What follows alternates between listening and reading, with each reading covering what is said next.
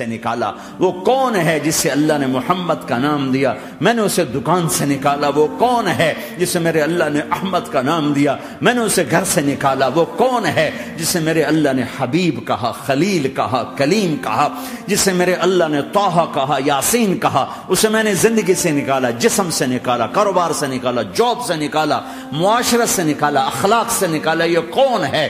یہ ماہی ہے، یہ حاشر ہے، یہ عاقب ہے، یہ فاتح ہے، یہ ابو القاسم ہے، یہ طٰہٰ ہے، یہ یاسین ہے، یہ مزمل ہے، یہ مدثر ہے، یہ شاہد ہے، مبشر ہے، نذیر ہے، داعی اللہ ہے، سراج منیر ہے، یہ مجتبی ہے، یہ مرتضی ہے، یہ مصطفیٰ ہے، یہ ناصر ہے، منصور ہے، یہ راشد ہے، یہ رشید ہے، یہ عربی ہے، یہ ہاشمی ہے، یہ ابتحی ہے، یہ مکی ہے، یہ مدنی ہے، یہ مہاجر ہے، یہ امام الانبیاء ہے، یہ رحمت للعالمین ہے، یہ جنت کی چابی کا مالک ہے، یہ اللہ کے جھنڈے کا پکڑنے والا ہے، یہ کائنات کا ہادی اور رہبر ہے، یہ وہ ہے جس کو پہلی کتابوں میں کہا جا رہا ہے اجعل السکینۃ لباسہ والبر شعارہ والحق منطقہ والعدل والعفو والمعروف خلقہ والعدل سیرتہ والہدى امامہ احمد اسمہ والاسلام ملتہ۔ پتہ نہیں کہاں سے حدیث مجھے پرانی 30 سال پرانی پڑھی ہوئی یاد آ گئی۔ یہ وہ ہے جسے برمنگم والے بھلا دیں گے پر اس کا رب نہیں بھولا۔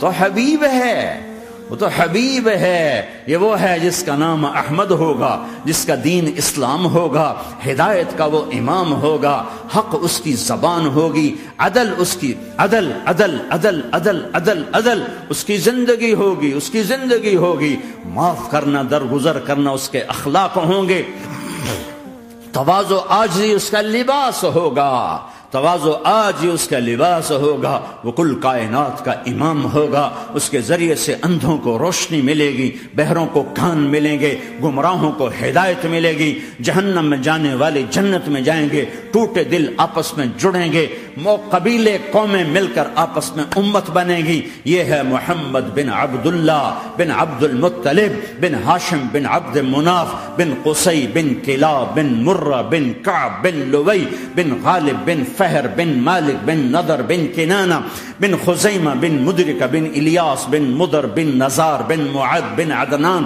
بن اود بن حمیسہ بن سلامان بن عوز بن بوز بن قموال بن ابی بن عوام بن ناشد بن حزاب بن بلداس بن یدلاف بن طابخ بن جاہم بن ناحش بن ماخی بن عیفی بن عبقر بن عبید بن الدعاء بن حمدان بن سنبر بن یثربی بن یحزن بن یلعر بن ارعوا بن عیذ بن زیشان بن عیسر بن اقناد بن ایہام بن مقصر بن ناحد بن زار بن سمی بن مزی بن عوض بن عرام بن قیدار بن اسماعیل بن ابراہیم بن آذر بن ناحور بن سروج بن رعور بن فائج بن عابر بن ارفق شاد بن سام بن نوح بن لامک بن متوشال بن ادریس بن یرد بن ملہلئیل بن قینان بن آنوش بن شیسر بن آدم علیہ السلام۔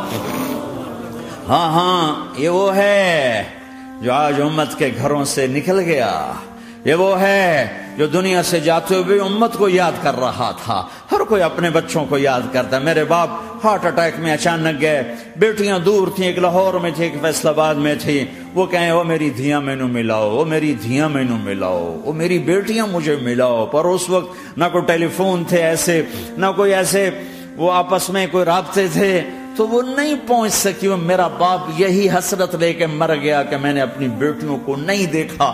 یہ میرے نبی آج 12 ربیع الاول ہے اور 7 جون ہے، 633 عیسوی ہے اور 11 ہجری ہے اور پیر کا دن ہے اور 10 سے 12 کے درمیان کا ٹائم ہے، اور اشارہ ہو چکا ہے کہ آج محبوب کی ملاقات ہے۔ آپ اپنے ساری بیگمات کو بلایا اور ان کو رخصت کیا، پھر بیٹی کو بلایا، ملاقات کی، رخصت کیا، پھر علی کو بلایا اور گود میں سر رکھا، کمر پہ ہاتھ پھیرا، کچھ دعا دی، پھر رخصت کیا، پھر سب سے آخر میں حسنین کو بلایا، حسن کو ادھر لیا، حسین کو ادھر لیا، دونوں کے سر چومے اور ساتھ ہی آنسو جاری ہو گئے۔ بیویوں کو رخصت کر کے نہیں روئے، بچی کو رخصت کر کے نہیں روئے، داماد کو رخصت کر کے نہیں روئے۔ جب بچوں کو سینے سے لگایا تو آنکھوں میں آنسو کہ آپ دیکھ رہے تھے کہ ایک کو زہر میں مار دیا جائے گا اور ایک کا سر کاٹ کے نیزے پہ چڑھا دیا جائے گا۔ ابن زیاد کے سامنے حسین کا کٹا ہوا سر آیا، اس نے منہ پہ چھڑی ماری اور کہنے لگا میں نے ایسا حسن آج تک نہیں دیکھا، مرنے کے بعد بھی ایسا روشن چہرہ میں نے نہیں دیکھا۔ پھر چھڑی ماری تو انس رضی اللہ تعالیٰ عنہ کھڑے ہو کے کہنے لگے بدبخت یہ چھڑی ان ہونٹوں سے ہٹا، میں نے ان ہونٹوں پہ نبی کے ہونٹوں کو لگتے دیکھا، ان ہونٹوں کو میرے نبی نے چوما ہوا ہے۔ یہ سب کچھ آپ کی نظر کے سامنے آ رہا ہے، دعا نہیں کی، دعا نہیں کی۔ ایک خبر پہلے دی دیکھ رہا ہوں، ایک کتا ہے کالا چٹا میری اولاد کا خون پی رہا ہے۔ جب کربلا میں لشکر آمنے سامنے ہوئے اور شمر پہ امام علی مقام کی نظر پڑے تو کہا اللہ اکبر صدق اللہ ورسول، سچ کہا اللہ اس کے رسول نے۔ تو ساتھیوں نے عرض کی کیا سچ کہا؟ فرمایا وہ دیکھو سامنے جو کھڑا ہوا ہے شمر،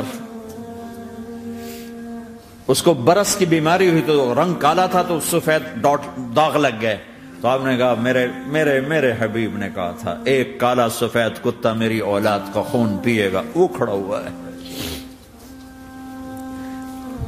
ہاتھ تو نہیں اٹھائے کہ اللہ یہ نہ ہو میرا بچہ ذبح نہ ہو، میرا بچہ زہر میں نہ تڑپے، زہر کا تڑپنا۔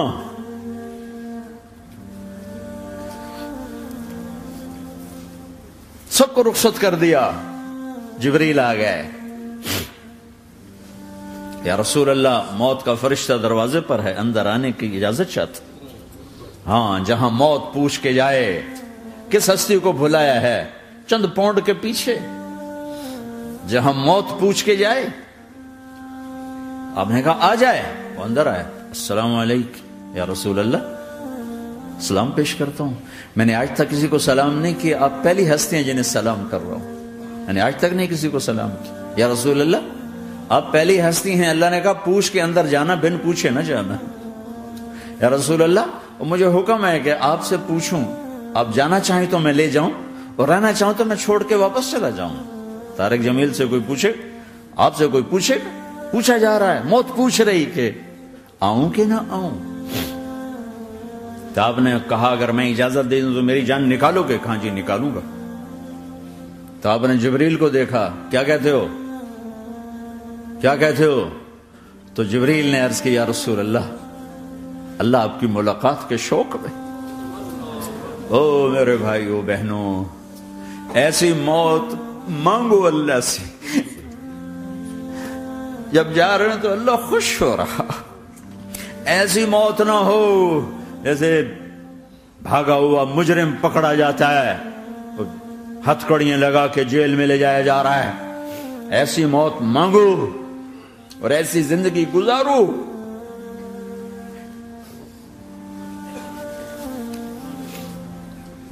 موت ہمارے لیے راحت، اللہ خوش ہو رہا۔ جب سعد بن معاذ کا انتقال ہوا تو آپ نے فرمایا، میرے نبی نے فرمایا،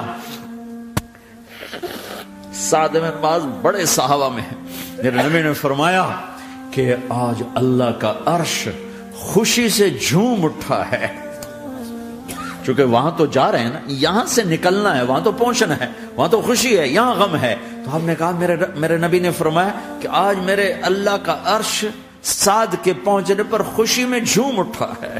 ایسی موت مانگو کہ اللہ کا عرش بھی خوشی سے جھومے، اللہ بھی خوش۔ کیا کر رہے ہو، کدھر جا رہے ہو؟ اس دھوکے کے گھر، اس مچھر کے پر، اس مکڑی کے جالے، اس دکھوں کے گھر، اس غموں کی دنیا میں کیا ڈھونڈتے ہو؟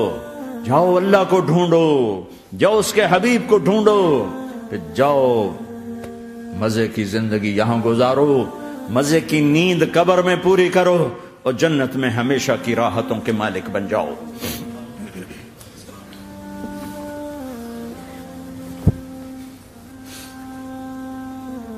کہ یا رسول اللہ، اللہ ملاقات کے شوق میں ہے۔ تو میرے نبی فرماتے کہ میرے حسنین کا کیا ہوگا؟ میں تو دیکھ رہا ہوں ایک زہر میں تڑپتا ہے، ایک بچوں سمیت نیزے پہ چڑھا ہوا ہے۔ ویسے بھی محرم ہمیں یاد دلاتا ہے کہ اللہ کو راضی کرنے کے لیے آخری حدوں تک پہنچنا بھی کامیابی کا صحرا گلے میں ڈالنا ہے۔ ایک نے فتح کا جھنڈا گاڑا، قیامت تک کے لیے ذلت اس کے ماتھے کا نشان بن گئی۔ ایک نے سر کٹا کے نیزے پہ چڑھایا اور قیامت تک کے لیے عزت کا صحرا گلے میں ڈال لیا۔ کیوں کہ ایک دنیا کی بازی ہارا پر اللہ کو لے کے جیت گیا، اور ایک دنیا کی بازی جیتا اور اللہ کو کھو کے ہار گیا۔ اللہ کو پالینے کے بعد کوئی ہار نہیں، اللہ کو کھو دینے کے بعد کوئی جیت نہیں۔ اللہ کو اپنا مطلب بناؤ، اللہ کو مطلب بناؤ، اللہ کو مطلب بناؤ، اللہ کو اپنی زندگی کا مقصد بناؤ۔ ہے جبریل واپس جاؤ اور اللہ سے پوچھ کے آؤ میرے بعد میری امت کے ساتھ کیا کرے گا۔